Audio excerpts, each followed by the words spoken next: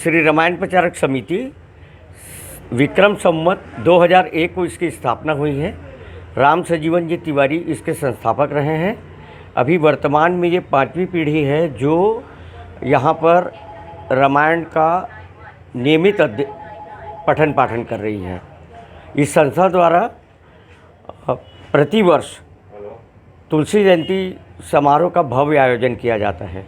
अभी वर्तमान में 100 सदस्य हैं और अध्यक्ष पंडित मिथिलेश प्रसाद जी शुक्ला।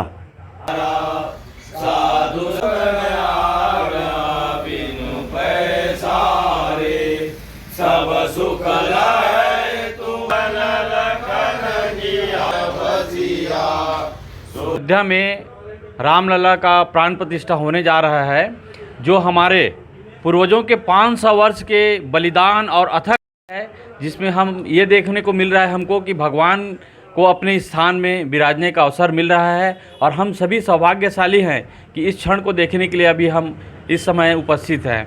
इसी कड़ी में हमारे रामायण प्रचारक समिति में भी उत्सव हम लोग मनाएंगे 22 जनवरी को। दिन भर हमारा यहाँ कार्यक्रम रहेगा, आरती, सुंदरकांड का पाठ, भोजन भंडारा, प्रसादी सब रहेगा और शाम को महाआरती का भी आयोजन रखा गया है।